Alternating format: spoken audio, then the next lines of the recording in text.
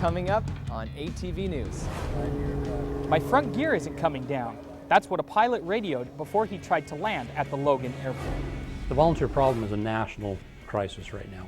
How our area is dealing with the shortage of firefighters. They told me 2 weeks in advance that I couldn't live there. Did you have a hard time finding a place to live in Logan? USU students say you're not alone. Are you planning on joining the Aggies in Vegas? I'll tell you why the second seed might affect your trip. Snow's still here. Will it stick around for spring break? I'll show you in weather. All that and more, this is ATV News.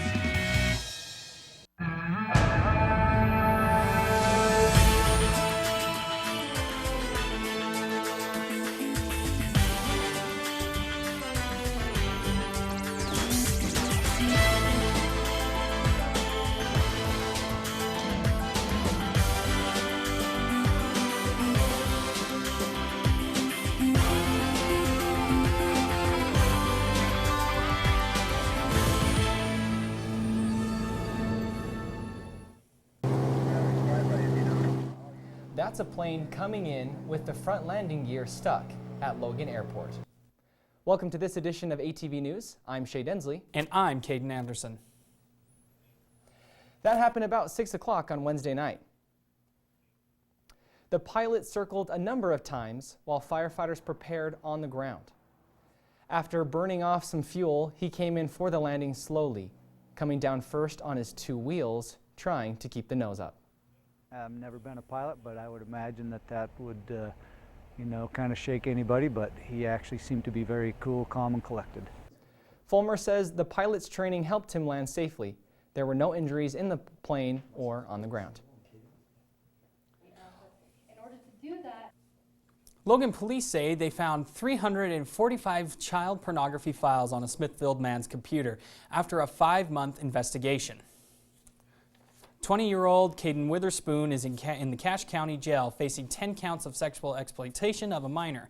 Police say they were led to the Witherspoon home from an initial cyber tip in September from the Internet Crimes Against Children Task Force.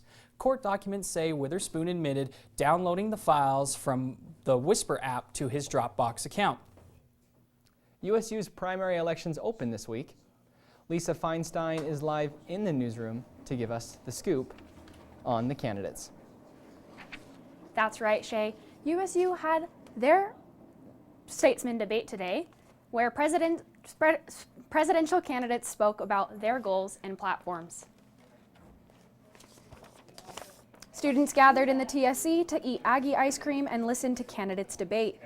Rachel Arner is challenging the current president.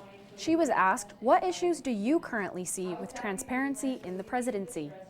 Something that I have kind of seen is that there's just kind of a gap sometimes where students don't know where to go. And they feel almost helpless. They feel like, okay, I have to talk to 6 different people before I can get to the person I need to talk to. The current president, Sami Ahmed, was asked what plans he has to make the TSC a better place for students. One reason why I say I want to make it a student-friendly place is the template on the 3rd floor. That's what I worked on over the summer, and we probably tripled the amount of students that come up there. We have games and booths. Both executive vice presidents were asked what type of qualities a student delegate needs to sit on the tuition review committee. Someone who is accessible and considers different points of view. Someone who isn't very opinionated but willing to learn and has possibly a financial background. I think someone that has been involved particularly with Student Fee Board would be important, but someone that's been represented in other organizations across campus to bring different perspectives. The student events vice president candidates were asked how and why the students benefit from student fees. The number of events that we have and the diversity of the events that we have, I feel like fully justifies the student fee. Or one thing I think that we could do is poll students, or at least survey them, just so that we can make sure that the events that we're putting on are events that they actually want to see, as well as help diversify the events that we have. Not everybody wants to bump and grind at the Howl, and not everybody wants to just come and do a paint night. You can watch the presidential candidates debate in the Sunburst Lounge tonight at 6. The winners will be announced on Friday. Back to you in the studio, Shay. Thanks, Lisa. The Cache County seat of the Senate is open for elections starting next week. I would like to formally announce Republican candidate Chris Wilson announced his running for the state Senate representing Cache and Rich counties yesterday. Lyle Hilliard has held the Senate for the past 39 years. Wilson says he hopes to win votes of all generations, but younger generations in particular. I've heard back from young people that they aren't involved because they don't think they have a voice or their voice doesn't matter. And it does matter. Get involved, it's your future. Wilson says that with continued population growth, he wants to implement smart growth plans now while protecting the environment. He also says he wants to bring high-paying jobs to northern Utah by attracting tech, aerospace, and other clean industry jobs. All voters must cast their vote by Tuesday, March 3rd. Wayne Estes is considered by many to be the best Aggie basketball player ever. 55 years ago, he finally played his final game. Adam Larson shows you about the legacy he left. Now comes back, Estes gets brave, looks at his defense, pushes, and it's Wayne Estes has now scored 2,000 points in a 3-year career. Estes became the first player to hit the 2,000-point mark in an Aggie uniform. It's about the greatest feeling I ever had, I think. Not just breaking the record, but just to know that all the team is behind me. It's just about the greatest feeling I ever had. Wayne wouldn't score any more points after that night. On that night, Wayne stopped here at 400 North and 700 East, where two cars had run into a telephone pole just like this one. And looking to help them, Wayne came over but didn't notice a downed power line, ran into it, and immediately grabbed it with his hand, which electrocuted him. Wayne's friend was knocked into the street when Estes grabbed the line. We got back up, and when we got to Wayne, he was gone. The legacy Wayne left at Utah State is different from any other player. Kids flocked around him, and he never turned anybody away. He was just down to earth. Utah State built the Wayne Estes Center in 2014 as a memorial for his accomplishments. It showcases pictures, awards, the radio call of his final shot, and a picture of the crash that cost him his life. For the fans and players who follow him. The legacy that he left in this university, and considered by many the greatest player of all time, and he played so long ago, that just tells you how good he must have been, and not only on the court, but he must have been a terrific person off the floor. Adam Larson, ATV News. Wayne achieved All-American honors by the Associated Press, and his number 33 jersey was also retired by Utah State after his death. USU Public Safety created a new app designed to keep students safe on campus. Utah State Safe has features like Friend Walk that sends your location to a contact so that they can monitor your walk through campus. You could chat with public safety by sending a direct link to dispatch if you feel uncomfortable. Calling 911 using USU Public Safety says walking on campus should feel safe no matter what. There's a need to be escorted home. There's a need to have security come over and just have them walk them to their car. A lot of people are uneasy about that feeling and don't want to burden people to do these kinds of things. You can do this on your phone and don't have to burden anybody. A link to download the app is on our Facebook page. You know, I'm kind of hoping that with spring break coming up, now a lot of students are going to need to use that app. Yeah, we know we got some good weather coming up. I'll show you more after the break. Current temperature in Logan is 36 degrees. That's kind of part of being a pilot, is knowing how you react. Coming up after the break, more on what goes into being a pilot.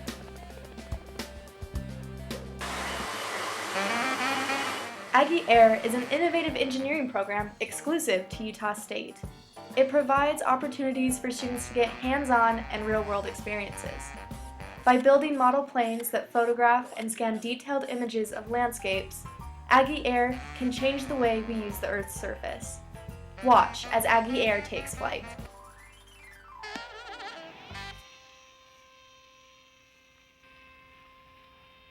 Today, 1 out of every 4 American kids is Hispanic. That means many of the future doctors who will care for us, the engineers who will build our cities, the scientists and entrepreneurs of our country can be your kids. We all know how hard it is for you to send them to college. This is why we want you to know you are not alone.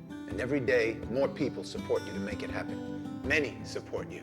And the Hispanic Scholarship Fund helps you prepare, plan, and pay for your kids' college education. Learn more at hsf.net.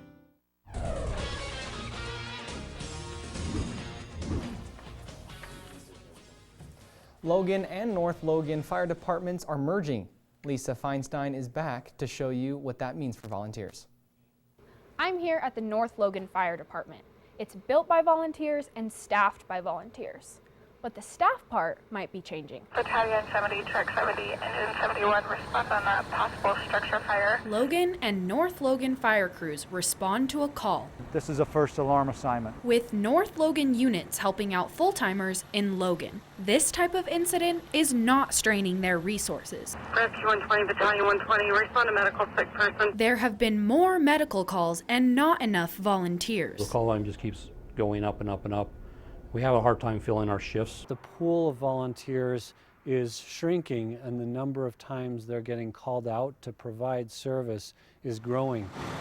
Their solution? Combine Logan and North Logan fire operations. We want to make sure our citizens have the best services that we can provide. We need, when they call 911, we want to make sure they have somebody that knows what they're doing, knows their job.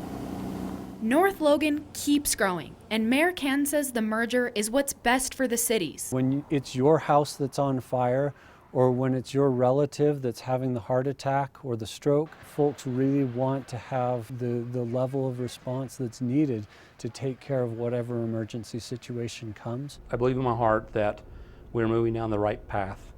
We knew we had to merge. We knew we needed the help with the call volume. Logan City still has to approve the contract, but if they do, North Logan will keep their trucks and some of their volunteers. In North Logan, Lisa Feinstein, ATV News. Part of the volunteer firefighter shortage is the training can take months.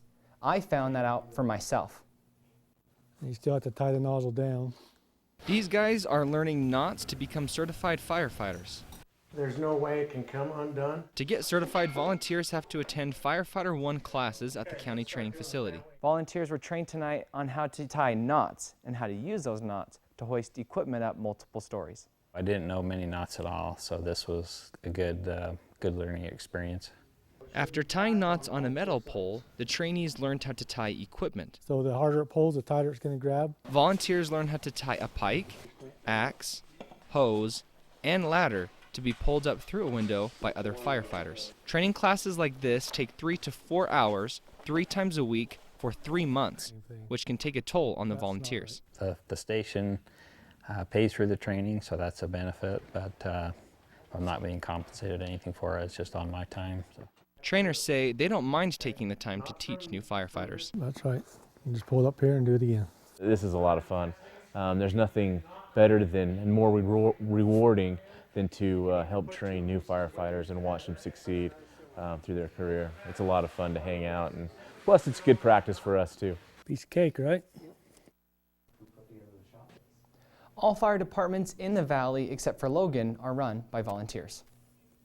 We showed you earlier a plane coming with the landing gear stuck and how the pilot handled the crisis.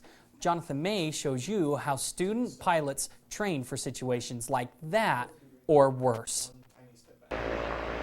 Before pilots are ready to fly, they first have to be ready to handle a crisis. Well, we have different checklists and stuff and procedures that we practice, both in the plane and outside of the plane, so that whenever there's an emergency, it comes like second nature to us. We have an emergency procedure checklist, but in helicopters it's a little bit more dangerous because things happen much more quickly, and so you have to have those things memorized. Some people freeze or they like panic and give up. Those are different like hazardous behaviors that you want to try and get out of the habit of. So it's just a matter of practicing and making sure that you know what to do. Prior to leaving the ground, pilots are required to do a safety check every time before they take off. Right before, you make sure that there's no dents in the wings or the surface. You want to make sure that everything is looking good. You have enough brake pads to be able to stop. Your tires aren't bald. You check every single piece of the plane, make sure that it's good to go. Every time you shut down the helicopter, then you got to do the pre-flight over. You're just making sure that everything's good. You know, like the helicopter didn't break on its last flight, because it's happened. You know, like somebody will take it out and it'll fly just fine, but they'll bring it in. There'll be something that you notice on the pre-flight that you wouldn't necessarily notice in the air. Pilots say with all this training, they're more than ready to take to the skies. Jonathan May, ATV News. USU aviation professor Russ Kirkham says approximately 80% of plane incidents are related to human error. The weather looked pretty nice out there. How's spring break looking, Shay? Or part of Austin?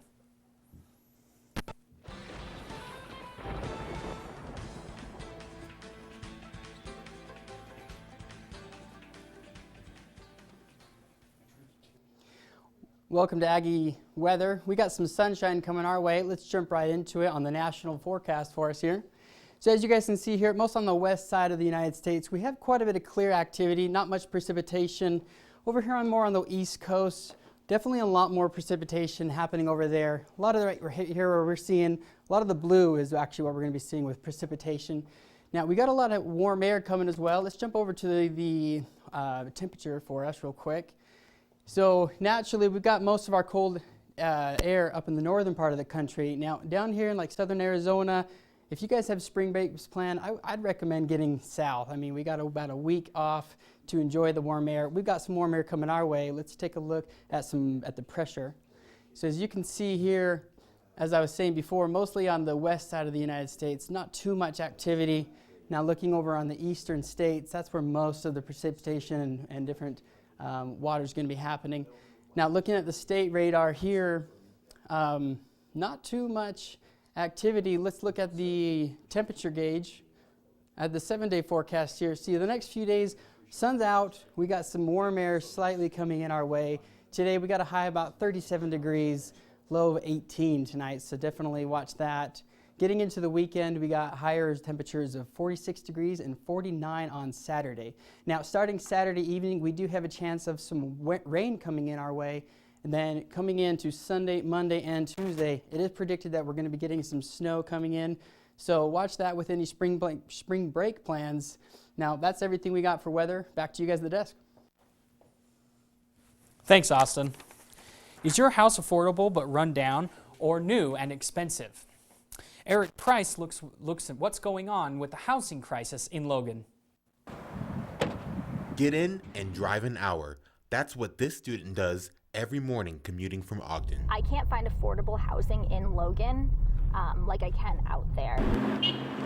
Affordable housing isn't the only problem. When you find a place that is available, it's probably very small or honestly disgusting and very expensive.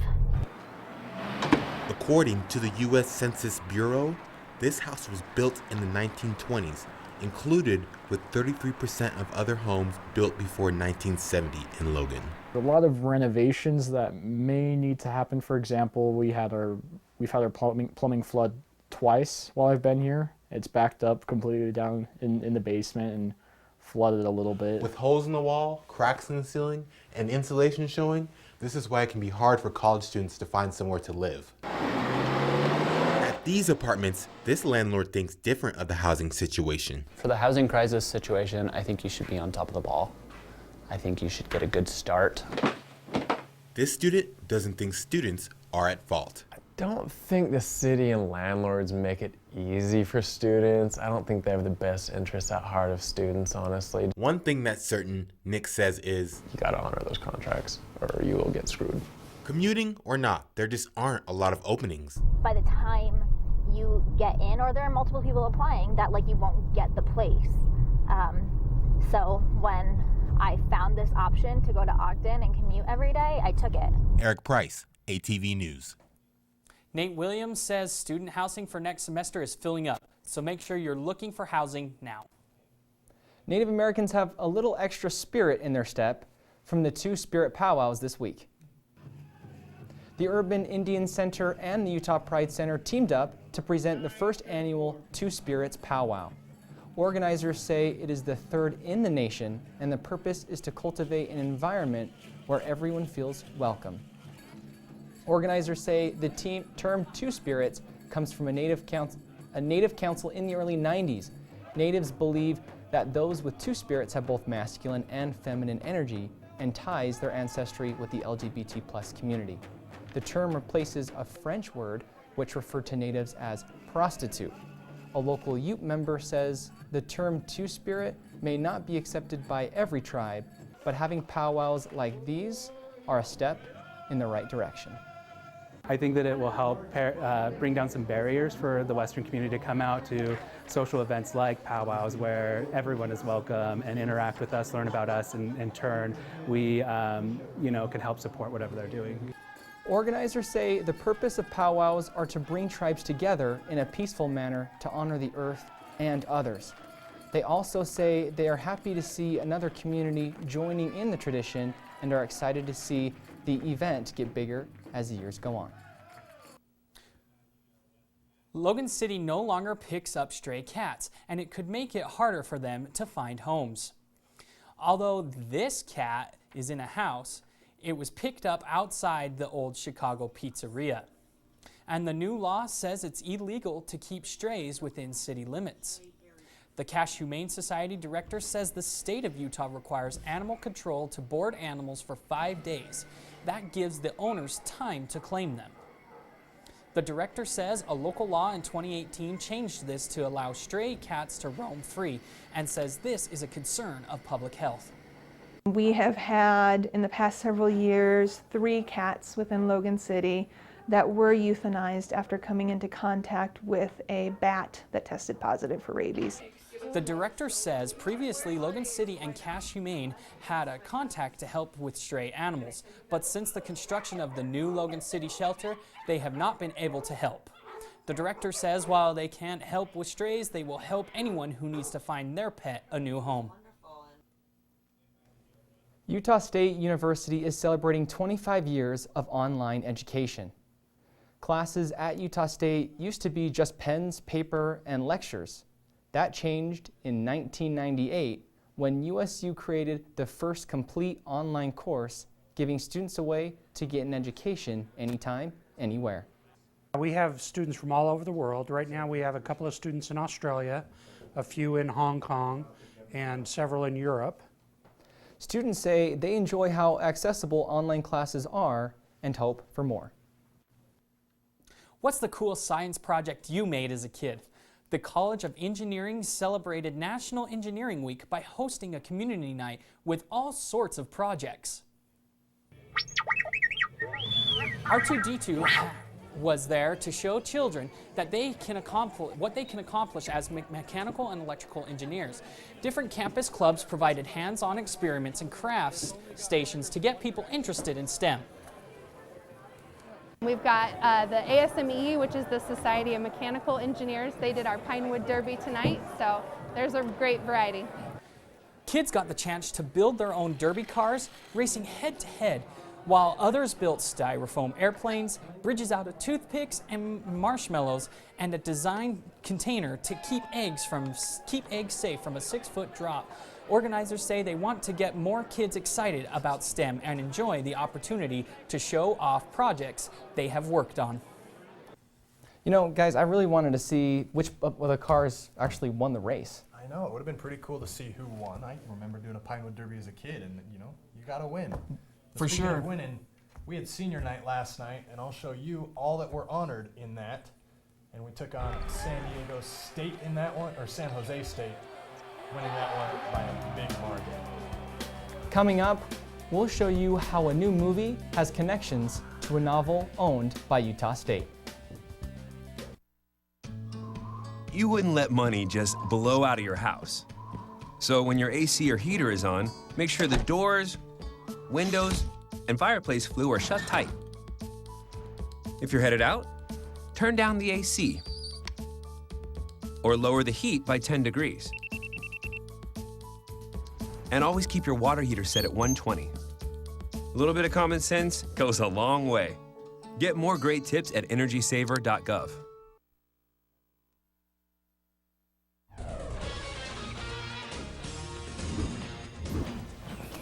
A group of engineering students at Utah State. Welcome to Adam's Weekend Observations, presented by me, Adam Larson. If you haven't seen the Dan Le Batard Show with Stugatz, you won't get the show. But that's okay. I'll try to be 1% less worse today.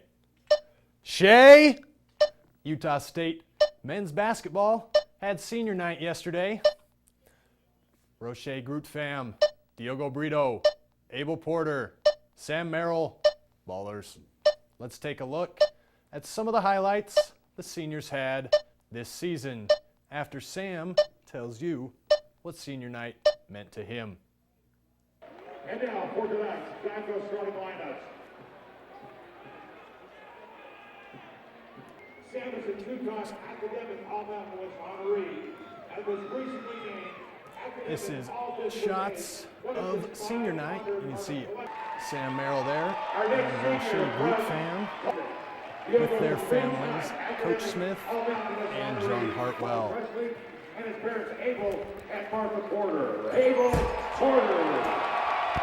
And now for tonight's Blanco starting lineups. It's on. Sam is a two-time academic All-Mountain West They're not honoree taking it. and was recently named academic All-District 8. One of just 5. For us seniors, I know it was a special night. I love those guys, Diogo, Abel, and Roche. So it was special tonight.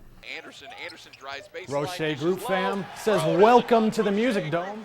With that done, he had a career high 13 points against Eastern Oregon. Thank you, Roche. Diogo Brito stealing the ball. Collision course. Brito ranked second in the Mountain West with 1.52 steals per game. He has over 100 just this season and 114 in his career, ranking 10th in Utah State history. He has also scored in double figures 28 times. Utah State's record in those games, 28-0. Thanks, Diogo. Abel Porter, Jr., game winners, collision course. That shot deserves to be in the conversation for the best shot in Aggie history. How about that? Glue guy, what every team needs. Former walk-on, didn't ask for any of this. Like sandwiches, maybe. Thanks, Abel. Sam Merrill, best player in the Mountain West? You know what? Maybe. Won the Mountain West Player of the Year last season. Heady play. Don't say he's not the best. I care about you. It's super necessary that he drills all of those three-pointers. 300 so far in his career. He can shoot. Fine. 2 minutes, $2. Career high, 37 points against Montana State last season. He's got the goods, dude. So here's the thing. Trust me. Don't trust me. He's good. Love you, Sam. The Aggies hope to keep the #2 seed going into the conference tournament and avoid San Diego State until the championship game. Man, he just drills so many threes.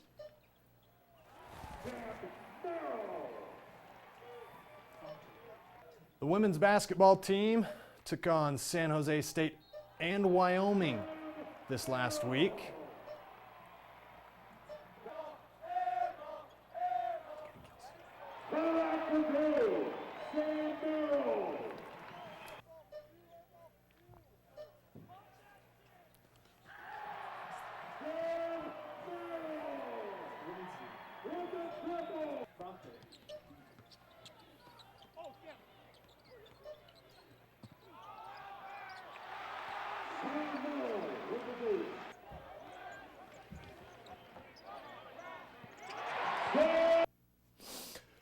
Aggie women's basketball took on San Jose State and Wyoming this past week, but they lost big time. Aggie softball coming up soon. Hit the ball out of the park. Men's tennis. we're going to have to take this one out. Thanks for joining us on this edition of Aggie TV. We'll leave you with some shots of campus.